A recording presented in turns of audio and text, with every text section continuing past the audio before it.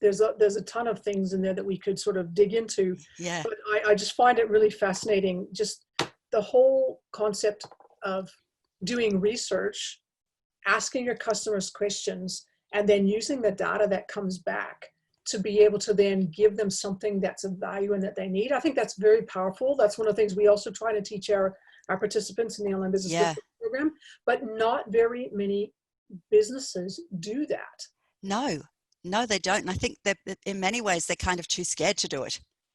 But why do you think that is? What is it? Because people are afraid of the numbers side of things, or what is it that I scares don't know. people off? I don't know even if it's that they're afraid of if they're even afraid of the numbers side of things, or if they're not afraid of failure, rejection, negative feedback.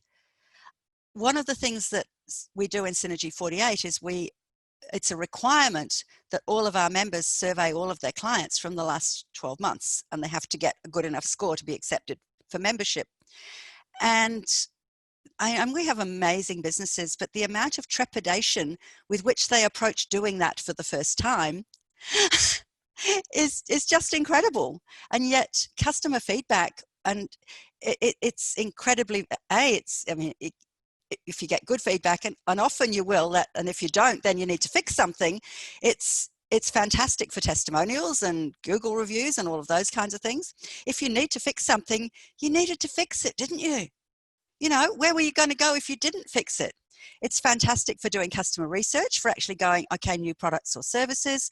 It's brilliant, absolutely brilliant for getting your customers' words in order to be able to improve your marketing and sales processes.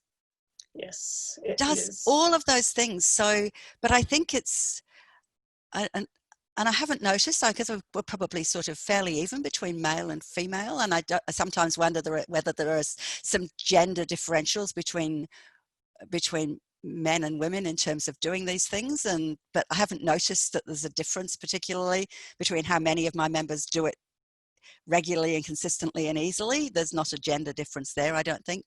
But I think, yeah, so I wonder whether sometimes it's fear of failure, sometimes it's ego, sometimes, because I don't know that it's about numbers, because it's not really, it's really far more qualitative than quantitative. Yes. Or it should be, it's more valuable. Yes. That kind of feedback is more valuable qualitative, because it's the languaging that really informs your marketing collateral and your sales processes.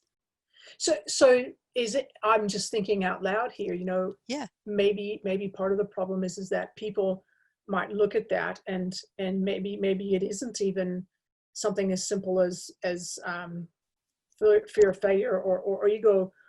Maybe it's the fact that they look at that information and they don't know what to do with it. That's possible. Yes. Yep.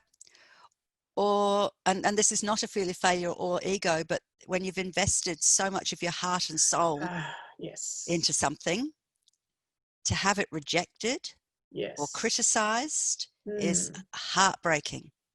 It's hard to take. It's extremely hard to take. Yeah. And I wonder whether that's it. And yeah, I suspect that you're right. And it's probably a combination of all of those things. But it's so important. It's so important to be able to take that information and use it as a way of iteratively improving what you offer to people. I think it's so important. Yeah. We've just gone through that process with the early adopters of the Better Business for Good thing. And we've actually made some fairly significant changes to the way people can access the second stage of it, because the first stage was overwhelming. So we've kind of, which has come from feedback, you know, and we went, but we didn't want to do that. But, oh, no, hang on. If they're not going to use it because we didn't want to do that, then get over yourself and fix it. Yes, exactly.